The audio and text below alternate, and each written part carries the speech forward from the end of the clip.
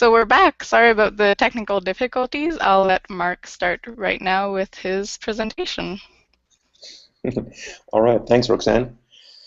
Well, before I start my PowerPoint presentation and the introduction to the code, let's say some words about myself. So my name is Mark. I studied computer science at the Karlsruhe Institute of Technology. Then I followed with a PhD on computer science.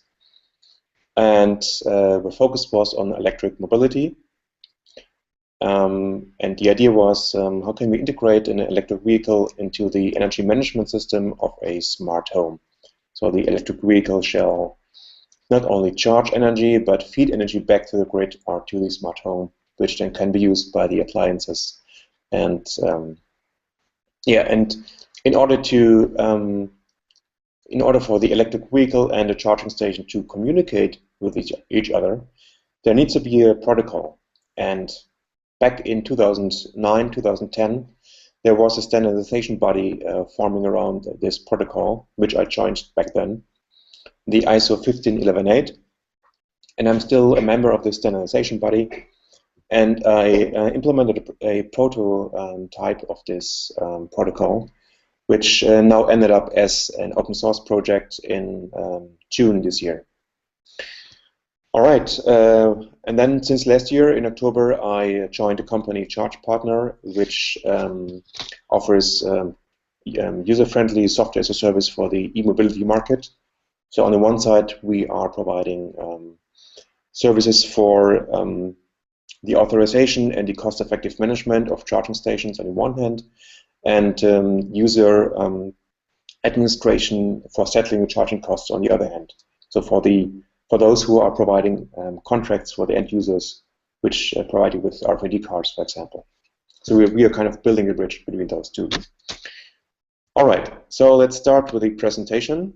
1 second.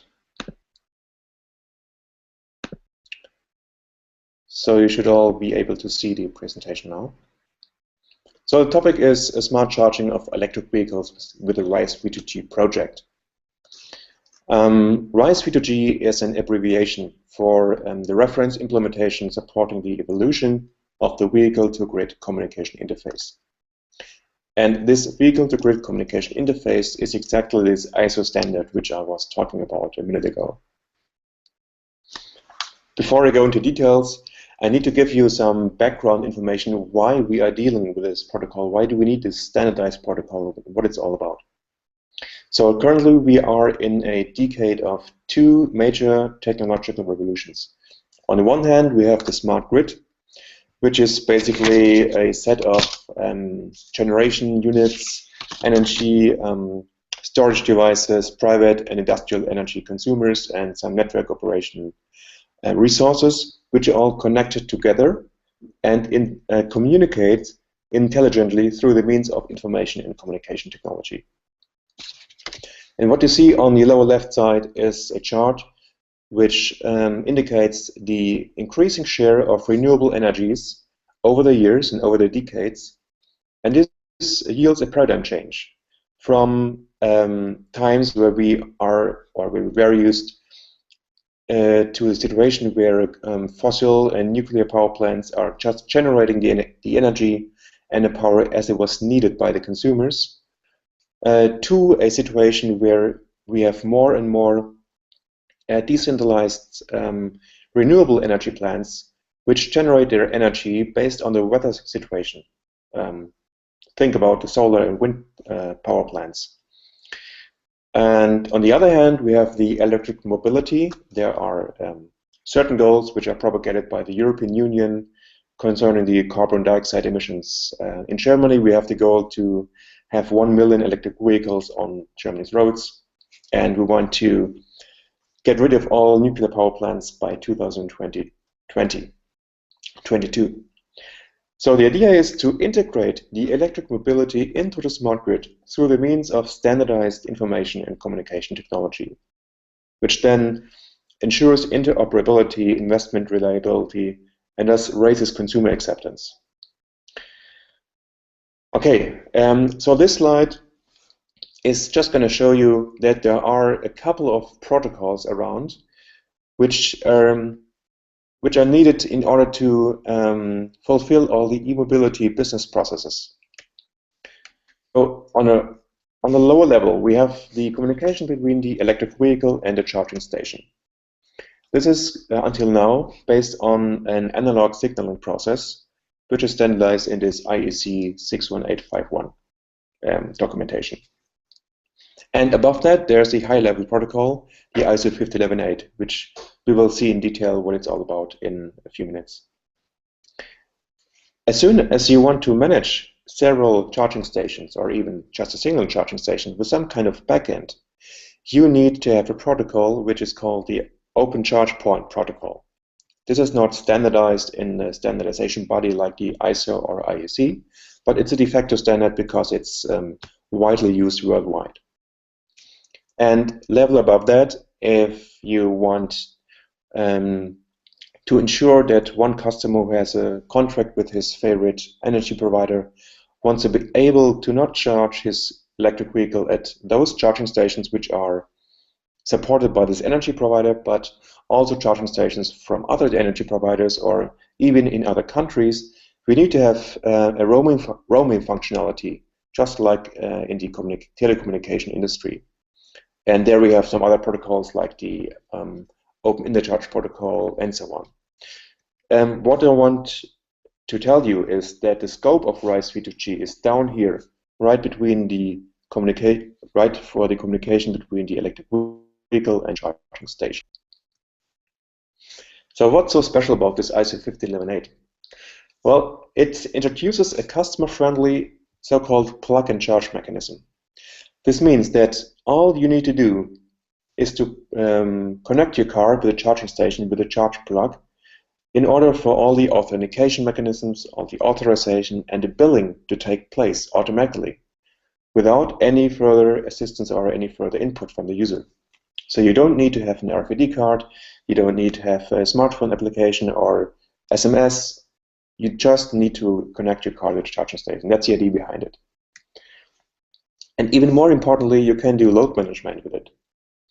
Imagine a big car fleet at the parking place at your company, and all cars want to charge simultaneously, and the transformers may not be that strong that they can cope with all the energy, all the power which is needed by the electric vehicles. So the idea is to gather information about the situation of the grid, about the situation of the electric vehicles, about their demands, and then to negotiate a kind of charging profile for each vehicle so that you can, in optimal case, use all the renewable energy from solar plants or even wind plants to fulfill this energy demand. All right. So the ISO 15118 is a client-server-based communication protocol. The client is the electric vehicle, and the server is the charging station. When you work with the RISE V2G project, you need to get used to some terminology, which you can see on the lower left-hand side.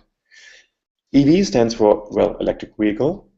The EVSE is the electric vehicle supply equipment, which is basically the charging station. And then you have the communication controller inside each party, so the EVCC and the SECC. And all information is exchanged via power line communication inside the charging cord. So, as I said, the electric vehicle is sending requests, and the charging station is responding within a given timeout, which is between 2 and 5 seconds, depending on the message. This ISO 50118 is a document family. So there's a structure consisting of 8 parts. The first 3 parts are dealing with the conductive charging. Then we have parts 4 and 5, which are dealing with interoperability tests, conformance tests, which tell you if you have an implementation, you can test if your implementation is conform to the standard definition. And then the last 3 parts are about the inductive charging. But there has been a decision now to integrate the last 3 parts into the first 3 parts, so in the end there might only be 5 or 6 parts left over. RISE V2G scope is on the -2 document. So we're dealing with all aspects from the network layer up to the application layer. And this standard has been published in April last year. All right. So as I said, we are dealing with the network layer up to the application layer. And so here, for example, we use the UDP and the TCP protocol for exchanging information. As soon as we want to have a secure communication, we need to set up the communication channel via TLS. This standard defines a special session handling protocol, the so-called V2G transfer protocol, so the vehicle-to-grid transfer protocol. All messages defined in the standard are derived from schema files, XSD schema files. So what I did, I used JAXB to derive the Java messages from the schema files. The reason why we use XCV is because we are dealing with embedded devices in a charging station and in an electric vehicle. Many times you have limited resources with respect to memory and computing power. So the EXE is a binary XML format, which makes it possible to reduce the size of messages exchanged and to reduce the power, the CPU power needed to process the incoming and outgoing information. EXE stands for X-efficient XML interchange. Most of the code of RISE V2G deals with the application layer, where all the messages and the data formats are defined and where the finite state machines reside. All right. The next two slides shall give you an idea of how such a charging process, from plugging the charge cord in until stopping a charging session, will look like in terms of all the messages being exchanged. And all those messages you will see in the code example, which I show you later on. So this is a sequence diagram, as you can see. On the top, you see the EVCC on the left side, so the vehicle, and the SECC on the right side, so the charging station. So what happens now is that the user plugs in his vehicle into the charging station. And then we have the establishment of an IP-based connection via power line communication. And the vehicle can now choose to use a secure channel, TLS, or to not use it. Since there may be several versions of this ISO 15118 standard, especially with the upcoming edition 2 next year, there needs to be an agreement upon the most current protocol which both parties support. After that is done, we set up the session, which attaches a session ID for every subsequent message exchanged for this charging session. After that, the electric vehicle asks the charging station, tell me all the services you are providing to me. Services may be, for example, the charging service as such, which is a mandatory service for every charging session. And there may be so-called value-added services. For example, certificate installation or the update of a certificate, or even streaming media data, for example, via HTTP channels or UDP. So there may be a variety of value-added services which are to be still defined. So as soon as the car tells the EVSE what kind of services it wants to consume, it tells what kind of payment service it wants to choose. So there are basically two kind of payment possibilities: either the contract-based payment or the so-called external identification means. This means a user conducts a contract with his favorite energy provider. And upon the first charging process with his electric vehicle, this contract will be installed in the electric vehicle. This is very user convenient because then he does not have to present his RFID card at a charging station or authorize himself via a smartphone app or SMS payment or whatever. So Those are some details about the payment and service selection of the electric vehicle. If the contract-based payment is chosen, then we need to check if a certificate is installed in the electric vehicle already, and if so, if the certificate is still valid, and if not, then it needs to be updated with this certificate update request and response message. In the end, then we have the payment details request message, where the contract which has been installed in a car is sent via the charging station to the backend, to some provider or some clearinghouse, which then authorizes the user to charge at this charging station. The details about this will not be presented in this session. This is too much information now, but I will provide you some information where you can look into details. All right, then we have an authorization request and response where some challenge information is exchanged. And then we have the most interesting message, which is provided here, the charge parameter discovery request and response. With this message, the electric vehicle, and the charging station can bilaterally exchange the information needed to negotiate a charging profile. So the electric vehicle tells, for example, the amount of energy needed to fully charge the battery, the time when the user or when the driver of the car needs to leave again, as well as the maximum and even minimum voltage and current allowed at the charging at the vehicle. And the charging station itself can tell its maximum voltage and its maximum current, which are allowed at its charge point. And it has some background information from the grid. For example, it knows when there's an overload situation, or it knows when there's a lot of wind and solar energy available, and can thus tell the electric vehicle a schedule when it might be beneficial to charge and when it might be a good idea to not charge because it's very expensive or because we have an overload situation.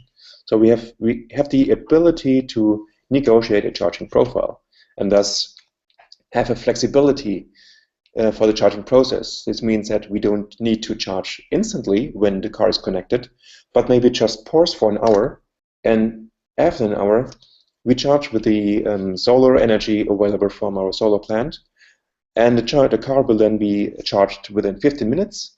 And this is fully okay because the user might only need his car in 3 hours or 3 hours later. Okay.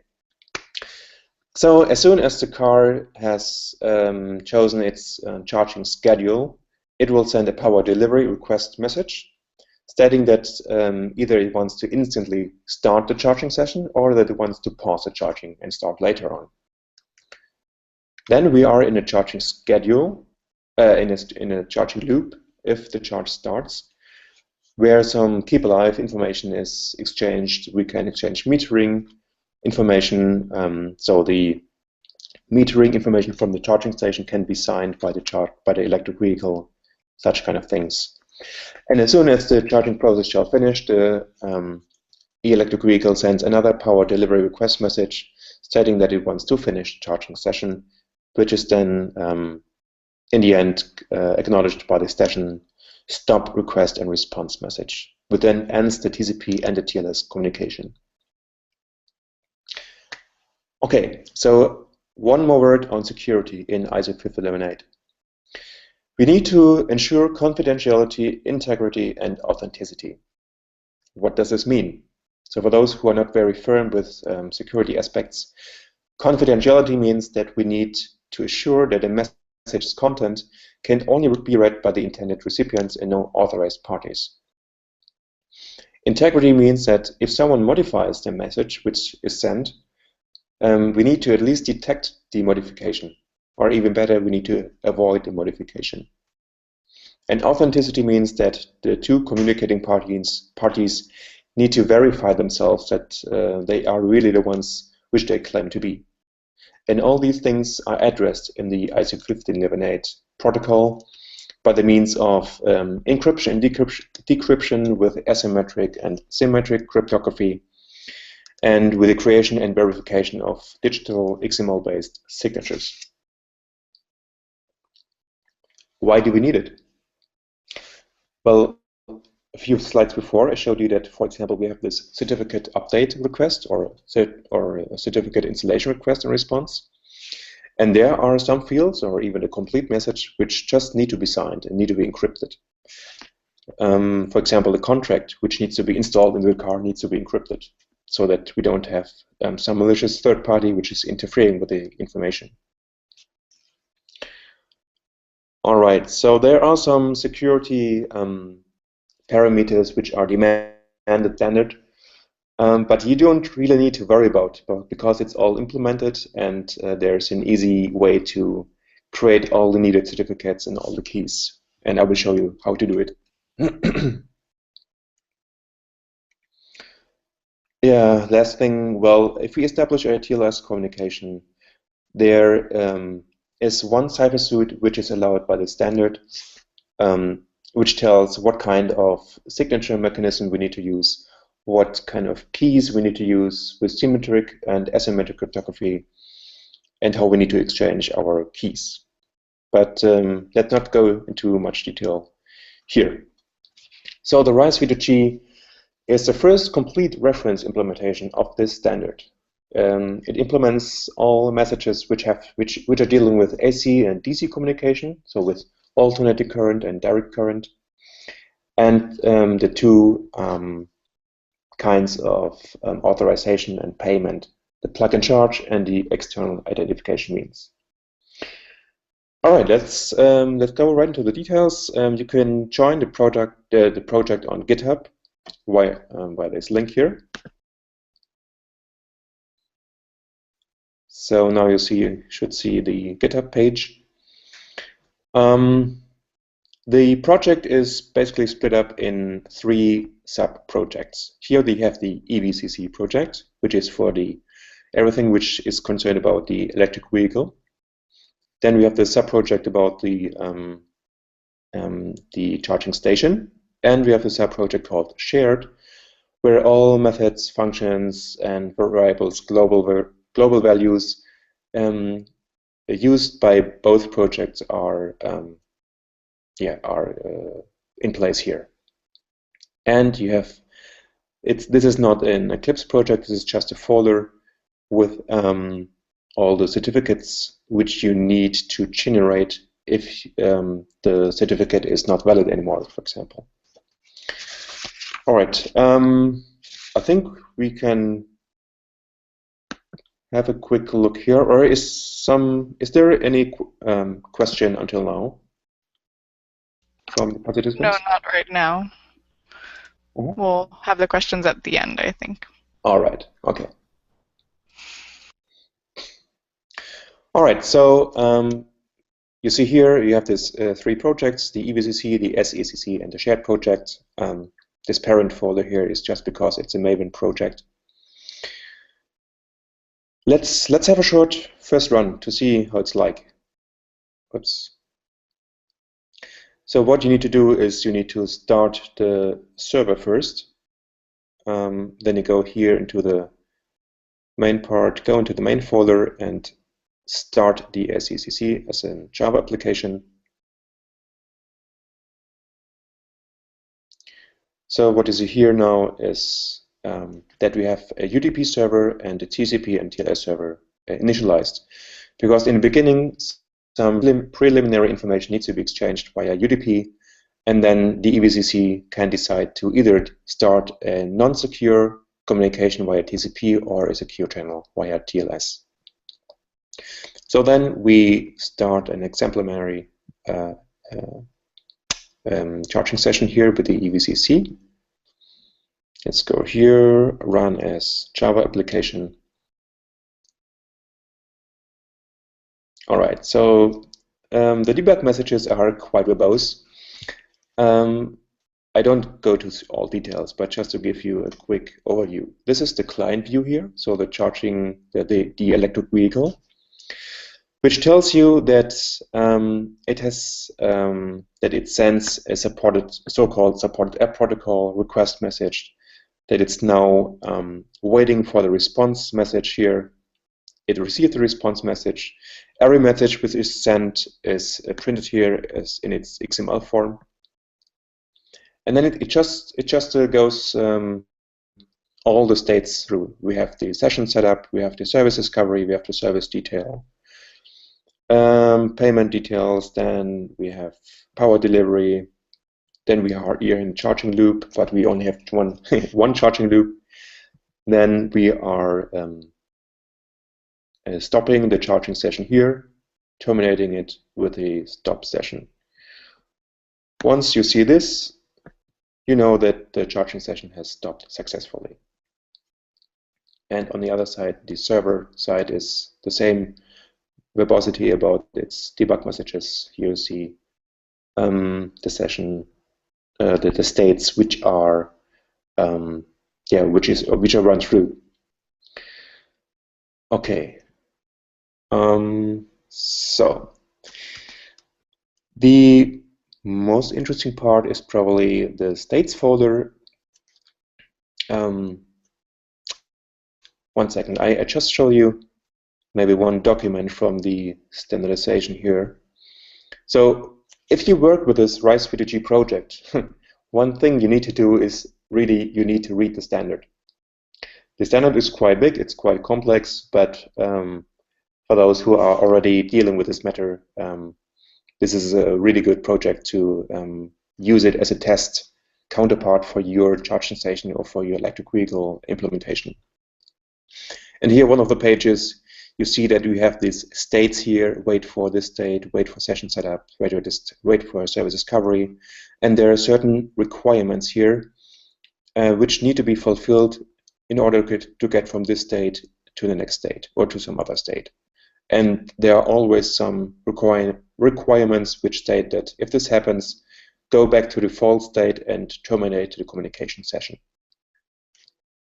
So this is the reason why you see all these wait for states. On the EVCC side, we wait for the response. So every message or every class here ends with a response at the end.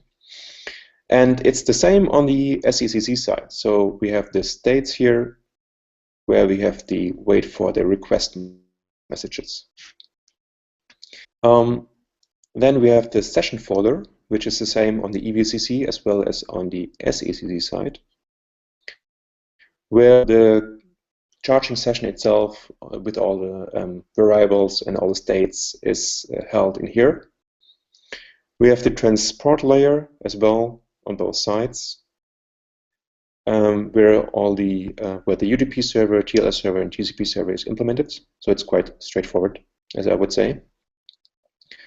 And furthermore, we have, let's take a look at the shared folder, or the shared project down here, where you can see, for example, all the messages which have been automatically generated out of the XML messages. So the XML messages themselves, or the XML files, they are stored inside the resources folder here. For example, the message body. So this is taken right from the standardization document, and I have been talking to the secretary of the standardization body and got his okay to distribute this XML or XSD files within the RISE V2G project. So all these messages here are not coded by myself. They are generated automatically. We have a utils folder, for example, where all the security functions are residing. And this is very well documented.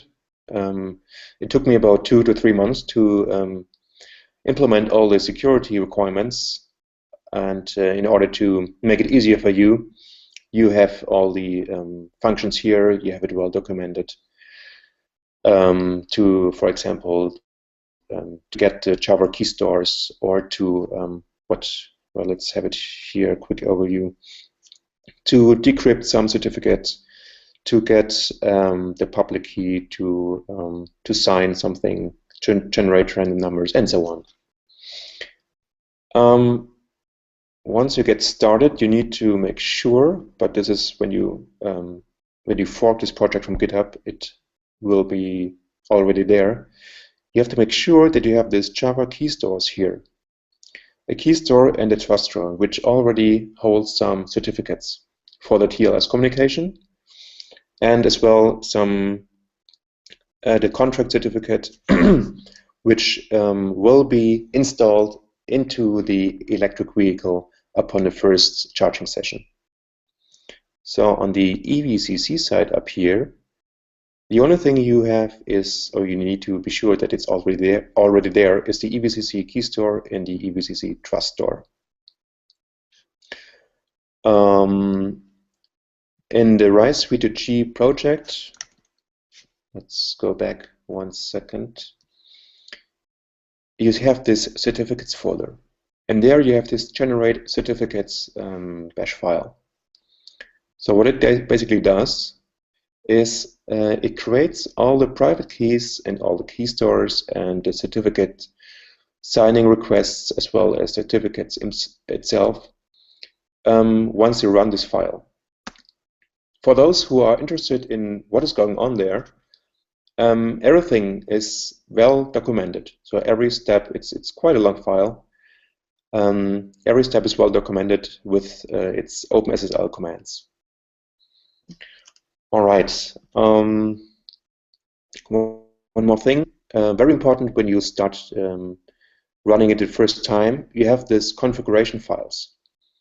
On the EVCC side, you have a properties file. There's not much to do, but very important is to assign the network interface. So this is the name of your interface. This is exactly what you get when you do config on a Linux-based system or IP config on Windows system. And here it's this one, which I need to configure there. On Windows-based systems, it's ETH0, for example, for Ethernet 0, as far as I remember. Here you can say if I want to use a TLS connection or not. And the other parameters are not very important right now. The same on the SECC side. You have here the properties file, where again you need to configure the right network interface. So this can be a showstopper in the beginning. If something's not working, you need to ensure that this is correctly configured. The ISO 158 defines certain energy transfer modes, as it calls it, for AC charging and for DC charging. Those are enumerations, and you can configure it here if you want to simulate an EV station or a charging station which only supports AC charging, or one which only supports DC charging, for example, and what kind of contract possibilities are offered. So there's a wide variety of scenarios which you can test by just configuring these values within these property files. All right, let's see. Did I forget something? Yeah, the EXE codec, for example. Let's go back to the shared project here, Java. As I told you, the information exchange between the car and the charging station is binary XML files, which has the benefit of reducing the amount of information exchanged. And the EXE has a certain grammar, the EXE grammar, which makes processing these information faster than just processing schema files. There are two open source implementations for this EXE codec. The one is called EXEfficient, and the other one is called OpenEXE. What you see here in the EXE folder is the abstract EXE codec class, which has the basic functionality like which every EXE codec needs to implement. And the OpenEXE is the one which is served as a default EXE codec for this RISE V2G project because its license is compliant with the Eclipse public license. But if you want, you can as well use the EXEfficient codec. You the only thing you have to do is to uncomment this file here and to include the exefficient library into the build path of your project. And then one more thing is that you need to configure that you want to use this exefficient codec. I think it's in message handling. Let's see. Yeah, exactly here. There you have a message handler where you can set the exe codec to be the OpenExe or to be the exefficient. Just comment out the respective line. Okay. What we have in the shared folder as well. All the states which you have seen here, like these wait for certificate installation request response, they are derived from this abstract state class. So I've always tried to pack together everything which is needed in one place. So don't repeat yourself is the philosophy behind it. As well as the session handling, there is some information or some functionality which is used both from the EVCC side and from the SECC side. And the common functionality is always residing here in a shared project and here in the MISC folder for the session handling and for the state handling, for example. Yeah, I think so. This is the most important and interesting part to show you. If you are not very familiar with the standard itself, it doesn't make too much sense to go into the code examples, I would say, unless you have some specific questions which you would like to answer right now or pose right now, and I will be happy to answer it. All right, thank you, Mark. So we do have a few questions already. If you have questions, you can use the hashtag virtual IoT. So the first question is, so it looks like RISE V2G is Java at the moment. Are there plans to add other implementations like C to make it easier to implement the standard in embedded systems? All right. No, I for myself, I'm not a C and neither a C developer, so I don't do any C implementation, so it will stay in Java. But there is another implementation of this ISO standard, but it's not a complete implementation of this complete standard. So the project which I'm talking about is called OpenV2G. You get to it via this link openv2g.sourceforge.net, and there you have a C implementation. But this project, as far as I recall, is mainly just about the codec, the exe codec, and this is written in C and not in Java. OpenExe and exefficient are both written in Java, and you can use this project to have a C implementation for this codec. But as far as I know, as I said, it's not a complete implementation of all requirements. They're like around 800 requirements in the standard. Yeah, so far. Okay, and another question. Are you aware of integrations of solutions based on RISE V2G with cloud services? Would it actually be possible for a card to directly establish a connection with an MQTT server, for example? So it's about cloud services. Did I get that right? Yeah. Okay. Well, the RISE V2G project is just for the communication between the electric vehicle and the charging station via the power line communication. If you want to have a connection to a cloud server or to some kind of backend server somewhere in the cloud, you need to implement this functionality in the charging station or in the backend service, which is communicating with the charging station. So directly having this, this connection to a cloud is not implemented here. But let's go back to this one slide. 1 second.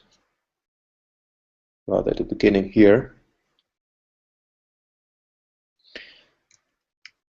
So my company, for example, Charge Partner, we are acting as a charge point operator. So we offer a software as a service for operating, monitoring, managing all these charging stations. The idea is now to